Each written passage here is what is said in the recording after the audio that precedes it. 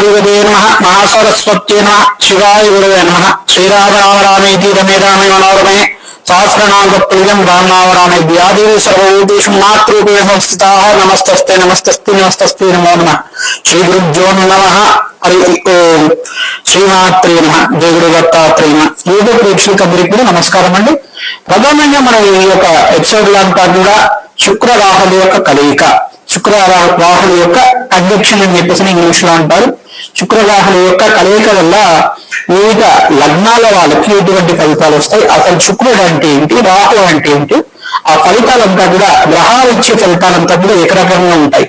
శుక్రుడు అనేవాడు అంతా కూడా శుక్రుడు ప్రధానంగా చూసుకుంటే శుక్రగ్రహం అనేది శుభగ్రహము, సర్వశ్రేష్టమైన గ్రహము, అందరికి కూడా అఖండమైన సుఖ జీవితం ఇచ్చేది, తర్వాత భోగభాగ్యమైన శుభ జీవితం మరియు రిచ్ లైఫ్ అని చెప్పేసి అంటారు. రాజయోగాలు ఇచ్చే గ్రహం అని చెప్పేసి అంటారు.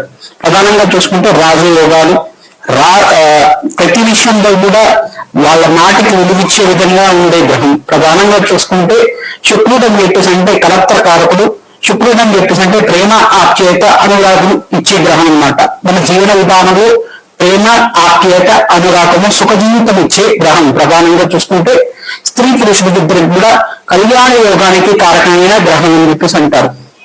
కలత్ర కారకుడు స్త్రీలకి పురుషుడు యొక్క అనురాగం కలిగే విధంగా కానీ, స్త్రీలకి పురుషుడు యొక్క అనురాగం కళ్యాణ యోగం కలిగే విధంగా, ఆకర్షణ కలిగే విధంగా కానీ ఈ యొక్క ఫలితాలు ఇచ్చే గ్రహం అని చెప్పేసి చెప్పొచ్చు. ప్రధానంగా పురుషులకైనా కానీ స్త్రీ యొక్క ఆకర్షణ కానీ కళ్యాణ యోగం కలిగే విధంగా, వాళ్ళ పరస్పరంగా ప్రేమ అనురాగం కలిగే విధంగా ఫలితాలు ఇచ్చే గ్రహం అని చెప్పేసి చెప్తారు. ప్రధానంగా చూసుకుంటే ప్రేమ అనురాగాలు, ఆప్యాయత, సుఖమైన జీవితం, అన్య దాంపత్యము, భోగభాగ్యమైన జీవితం, రాజయోగం ఇచ్చే జీవితం అనేది విదేశంలో స్థిరత్వం కానీ అఖండమైన రాజయోగం ఇచ్చే గ్రహం కానీ చెప్పడం జరుగుతుంది. ప్రధానంగా ఈ యొక్క గ్రహంతో ఈ యొక్క మరి ఇంకో గ్రహం కలిసి ఉంటే ఎటువంటి ఫలితాలు వస్తాయి, ఆ ఫలితాలంతా కూడా వివిధ లగ్నాల వాళ్ళకి వివిధ ఫలితాలు అంటే ఆ ఫలితాలంతా కూడా మారిపోతుంటాయి లగ్నాన్ని బట్టి. ఆ లగ్నం అంతా కూడా శుక్రుడికి మిత్రస్థానంలో ఉందా, శుక్రపాలిత లగ్నాలు అంటే శ్రీపాలిత లగ్నాల, లేకపోతే గురుపాలిత లగ్నాల, ఆ లగ్నాన్ని బట్టి ఒక శుక్రుడిచ్చే ఫలితాలు, రాహు ఇచ్చే ఫలితాలంతా కూడా కలయిక వల్ల ఫలితాలు అనేవి కూడా మారిపోతూ ఉంటాయి. శుక్ర రాహులు ప్రధానంగా చూసుకుంటే 3, 6, 8, 9, 10 స్థానాల్లో కానీ లగ్న వశాత్తు చూసుకుంటే 11వ స్థానంలో కానీ 12వ స్థానాల్లో కానీ శుభ ఫలితాలు, కొంతగా మిశ్రమైన ఫలితాలు. సప్తమ స్థానంలో ఉంటే ఇంకా మేషలగ్నాన్ని చూసుకుంటే ఉదాహరణకి మేషలగ్నంలో ఈ యొక్క శుక్రవాహాలు ఉంటే కనుక సప్తమ స్థానంలో కేతు ఉంటాడు. దాని ద్వారా ఏంటంటే వివాహం ఆలస్యం అవ్వచ్చు, కానీ వివాహం అయిన తర్వాత కూడా కొంచెం చికాకు ఉండవచ్చు. కానీ దశలో ఏ దశలో అవుతుంది, ఏ ఇన్ఫర్టెడ్ దశలో అవుతుంది, దాన్ని కూడా ప్రామాణికంగా చేసుకొని మనం చెప్పవలసి ఉంటుంది. ఇద్దరు జాతకంలో కనుక ఈ యొక్క సప్తమ స్థానాన్ని కాకుండా అష్టమ స్థానంలో ఏ గ్రహం ఉంది, ఆ యొక్క గ్రహం యొక్క శుభ దృష్టి ఈ యొక్క లగ్నం మీద పడుతుందా లేదా, ఆ ఫలితం అంతా కూడా భావ ఫలితాలు ఏ రకంగా ఉంటాయి, ఆ అన్వయం చేసుకొని చెప్పాల్సి ఉంటుంది. ప్రతి విషయం అంతా కూడా ఈ యొక్క గ్రహాల యొక్క కలయిక, ఈ యొక్క ఫలితాలు అనేవి కూడా వివిధ స్థానాన్ని బట్టి వాళ్ళిచ్చే ఫలితాలను బట్టి మారుతూ ఉంటాయి అన్నమాట. గ్రహం అనేది ఏంటంటే ప్రతి ఒక్క గ్రహం అనేది కూడా నవగ్రహాలన్నీ కూడా శుభగ్రహాలే.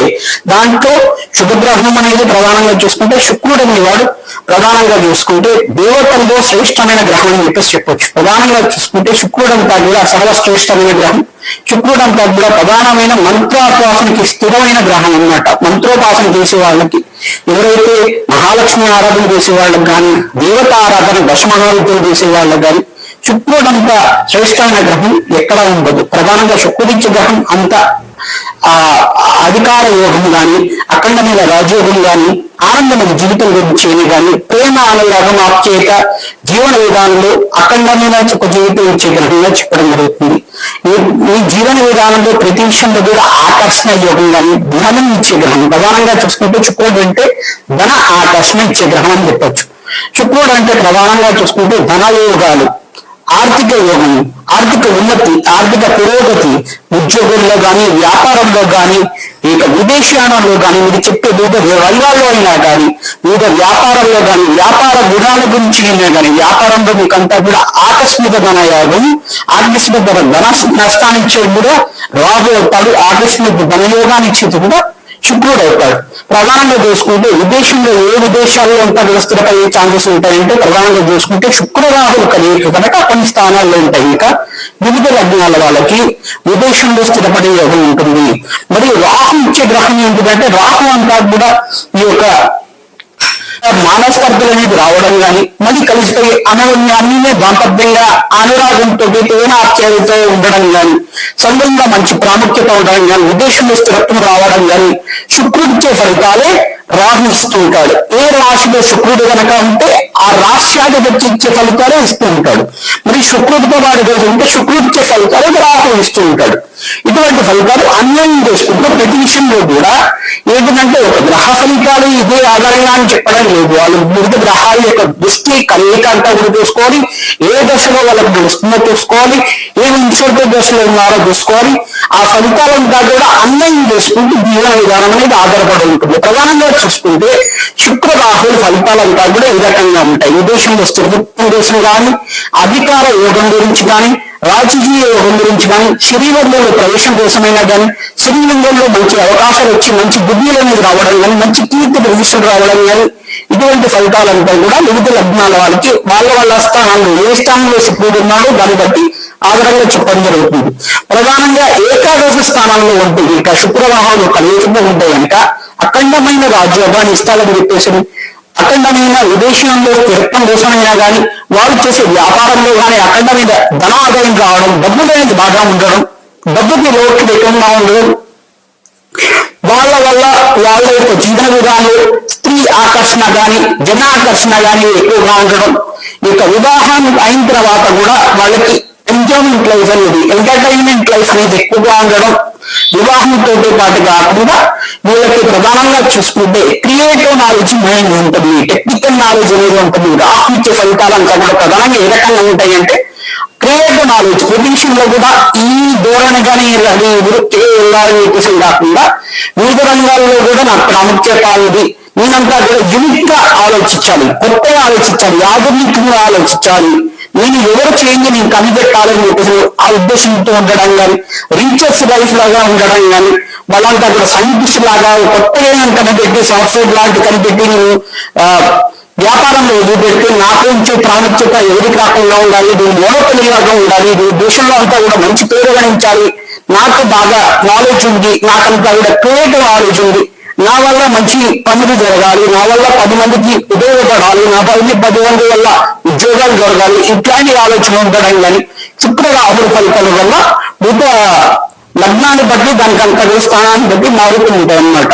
శుక్ర రాహులు వచ్చే ఫలితాలంతా కూడా ఈ రకంగా ఉంటాయి. వివిధ లగ్నాల వారికి ఎటువంటి ఫలితాలు వస్తాయో తెలుసుకుందాం. దేవుడి దత్త తులాలగ్న జాతకులకి శుక్రవాహం కలిగి వల్ల ఎటువంటి ఫలితాలు వస్తాయో తెలుసుకుందాం. ప్రధానంగా చూసుకుంటే ఏ స్థానంలో కనుక శుక్రవాహం ఉంటే ఇంకా ఎటువంటి ఫలితాలు వస్తాయో తెలుసుకుందాం. తులాలగ్న జాతకులు లగ్నవశాత్తు చెప్తున్నాం కావున తులాలగ్న జాతకులు ప్రధానంగా చూసుకుంటే లగ్నంలో కనుక శుక్రవాహం ఉంటే కనుక ఇష్టమైన ఫలితాలు ఉంటాయి. వీళ్ళకి ధనాదాయం పెరగడానికి ఆస్కారం ఉంటుంది.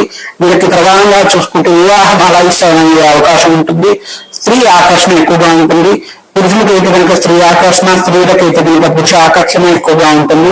వీళ్ళకి ప్రేమ ఆప్యాయత అనురాగం అనేది ఎక్కువగా ఉంటాయి. ప్రేమ జీవితం అనేది ఉండవచ్చు.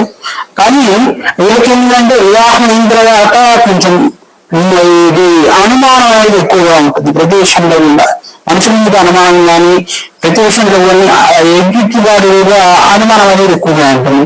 తద్వారా మ్యారిటల్ లైఫ్ కొంచెం డిస్టర్బెన్స్ లాగా ఉంటుంది. అయినప్పటికీ కూడా మంచి ఆనందమైన జీవితం జీవించడానికి ఆస్కారం ఉంటుంది. కానీ కొంతమందికి ఈ యొక్క తులాలగ్న జాతకులకి సప్తమ స్థానంలో కానీ పంచమ స్థానం కానీ శుక్రరాహులు కలిగి ఉంటాయి కనుక వివాహం అయిన తర్వాత డైవర్స్ దాకా అవ్వడం కానీ డైవర్స్ అయిన తర్వాత ద్వితీయ కళ్యాణ యోగం అవడం కానీ ఆస్కారం ఉంటుంది. కానీ ఈ యొక్క గ్రహాల యొక్క కలుగుతో పాటు ఏ దశలో కళ్యాణం అయింది, ఏ దశలో మనం ఉన్నామనేది ప్రధానంగా చెప్పడం జరుగుతుంది. ప్రధానంగా చూసుకుంటే ప్రతి విషయంలో కూడా కులదోషంగా జాతకం అనేది జన్మజాతకం అనేది చూడవలసి ఉంటుంది. జన్మజాతకంలో పరిహారం అంతా కూడా ఒకటే కొనలో చూడకూడదు. వివిధ కాలంలో ఏ ఒక గ్రహస్థితి ఆధారంగా చూడాలి. ఏ ఒక గ్రహస్థితి మనకి ఆరోగ్యంగా ఉంది, గ్రహాల యొక్క బలం ఏ రకంగా ఉంది, దాని కేంద్ర కోణంలో అంతా కూడా చూడడం జరుగుతుంది. కేంద్రాధిపత్యం ధరించిన శుక్రరాహులు అంతా కూడా విపరీత రాజ్యోగాన్ని ఇస్తారు. వీళ్ళకి ప్రధానంగా చూసుకుంటే కేంద్రాధిపత్యంలో ఉచ్చస్థానంలో కనుక ఈ యొక్క శుక్రవాహాలు ఉంటే కనుక విపరీత రాజయోగంతో విదేశంలో స్థిరత్వం కానీ, విదేశంలో ప్రాముఖ్యత కోసమైనా కానీ, విదేశంలో వీళ్ళకంతా కూడా ఆస్తులు సేకరించడం కానీ, ధనాదాయంగా ఉండడం కానీ, విపరీత రాజయోగంతో ఉండడం కానీ, ఆరోగ్యవంతమైన జీవితం జీవించడం కానీ, ప్రతి విషయంలో కూడా ఎంటర్టైన్మెంట్ లైఫ్ లో ఉండడం కానీ, వీళ్ళకి సినీ రంగంలో ప్రవేశం ఉంటుంది. సినీ రంగంలో ప్రవేశం ఉన్న వాళ్ళకి ప్రధానంగా చూసుకుంటే సినీ రంగంలో మంచి గాయకులుగా, గంధర్వులుగా అంటే గాన గంధర్వులుగా, ప్రతి విషయంలో కూడా శాస్త్రీయ సంగీతంలో కానీ, వీళ్ళకి లలిత సంగీతంలో కానీ మంచి గాన గంధర్వులుగా ఉంటారు. అంటే వాక్శుద్ధి ఉంటుంది వీళ్ళకంతా కూడా, వీళ్ళకి ప్రాముఖ్యత ఉంటుంది. ప్రతి విషయంలో కూడా కళాత్మకమైన జీవితం జీవించడానికి ఆస్కారం ఉంటుంది. ఆరోగ్యవంతమైన జీవితం జీవిస్తుంటారు. ప్రతి విషయంలో కూడా వీళ్ళకి ఏంటంటే మాట పట్టేట అనేది ముక్కుశుద్ధితనం ఎక్కువగా ఉంటుంది. ముక్కుశుద్ధితనం ఎక్కువగా ఉండడం వల్ల వీళ్ళ జీవన విధానంలో ఏంటి అంటే వీళ్ళకి ప్రాముఖ్యత ఇచ్చిన వాళ్ళతో మంచిగా ఉంటారు. ప్రధానంగా చూసుకుంటే సర్వగ్రహ దోష నివారణ జరగాలి. శుక్రవాహాల వల్ల కలిగిన ఇబ్బంది ఉంది అనుకుంటే కనుక ప్రధానంగా చూసుకుంటే సీతారాముల కళ్యాణం ఆచరించడం వల్ల, శ్వేత అర్క కళ్యాణం చేయించడం వల్ల, మీ యొక్క డైవర్స్ కేసు దాకా ఉండకుండా శీఘ్ర కళ్యాణం ఇవ్వబోతుంది. వివాహం తర్వాత కూడా మంచి ఫలితాలు రావడానికి ఆస్కారం ఉంటుంది. కొన్ని గ్రహాల యొక్క స్థితిగతిని బట్టి వీళ్ళ ఫలితాలు ఉంటాయి కావున ఈ యొక్క ఫలితాలు అనేవి మారుతూ ఉంటాయి. గ్రహాల యొక్క వీక్షణ బట్టి, గ్రహాల యొక్క కరీబులను బట్టి ఫలితాలు అనేవి మారుతూ ఉంటాయి. సూచన గ్రహంగా చెప్తున్నా కావున దీన్ని బట్టి పరిహారం చేసుకుంటే కనుక మంచి లాభసాధ్యంగా ఆనందమైన జీవితం జీవించడానికి ఆస్కారం ఉంటుంది. ఓం కాలాత్మక ఆయన నామాన్ని జపం చేసుకోవడం వల్ల, ఈ యొక్క మహాలక్ష్మి యొక్క ఆరాధన, కనకదార స్తోత్రాన్ని ప్రతినిత్యం కూడా వినడం వల్ల శుక్రుడి అనుగ్రహం లభిస్తూ ఉంటుంది. శుక్రుడంతా కూడా బొబ్బరు దానం చేసుకోవడం వల్ల అభివృద్ధి వస్త్రదానం చేయండి. బ్రాహ్మణత్వంకంతా కూడా తద్వారా బ్రాహ్మణత్వం ఎవరైతే వస్త్రదానం శుక్రవారం రోజున చేస్తారో అఖండ రాజ్యోగం వేస్తూ ఉంటారు. పేరు ప్రఖ్యాతులు పొందుతారు. మీరంతా కూడా మంచి పేరు రావాలి, మీకు మంచి సంఘంలో గౌరవం రావాలి, మంచి పదవి రావాలి అనుకుంటే కనుక, ఈ యొక్క సినీ రంగంలో ప్రవేశం రావాలి కనుక నాడు పండు బొబ్బర్లు అంటారు కూడా బ్రాహ్మణుల ప్రతి శుక్రవారం రోజున దానం చేసుకోవడం వల్ల, విలువలు దానం చేసుకోవడం వల్ల సర్వగ్రహ దోష నివారణ జరుగుతుంది. మీకు రాజకీయంగా కానీ, ఈ యొక్క మంచి సంఘంలో గౌరవం కానీ, సినీ రంగంలో మంచి ప్రవేశం జరిగి మంచి క్యారెక్టర్స్ రావడం కానీ, రాజశ్యామల యాగాన్ని ఆచరించండి. తద్వారా మీకంతా కూడా మంచి ప్రవేశము, మంచి సినీ రంగంలో మంచి ప్రవేశం కలిగించడానికి కానీ, సినీ రంగంలో ప్రాముఖ్యత కలిగించడానికి కానీ, గుడ్లు రావడం కానీ, వ్యాపారంలో దక్షత పెరగడం కానీ, వ్యాపారంలో సంఘంలో గౌరవం పెరగడం కానీ, తన ఆదాయం అంతా కూడా విస్తరణ చేసుకోవడానికి, ఎక్స్పాండ్ చేసుకోవడానికి, బిజినెస్ అంతా కూడా ఎక్స్పాండ్ చేసుకోవడానికి సమయానికి డబ్బు అందుతుంది. మీకంతా కూడా అఖండమైన లక్ష్మీ కటాక్షం లభిస్తుంటుంది. సర్వగ్రహ దోష నివారణ జరుగుతుంది. మాతృమనుగ్రహణ ఆస్తి కానీ, పితృమనుగ్రహణ ఆస్తి కానీ రావడానికి ఆస్కారం ఉంటుంది. మీరు ప్రధానంగా చూసుకుంటే షష్ఠ స్థానంలో శుక్రవాహాలు ఉంటే శత్రుపీఠాన్ని ఉంటుంది. వారాసి హోమాలు చేయించుకోవడం వల్ల, కాలబడి హోమాలు చేసుకోవడం వల్ల, ఈ యొక్క ప్రత్యంగరాజుని మహాయజ్ఞాలు చేసుకోవడం వల్ల శత్రువుగా శత్రువాదం నుంచి బయటపడడానికి ఆస్కారం ఉంటుంది. శ్రీమాత్రమ్మ దేవి దత్తాత్రేయమ్మ.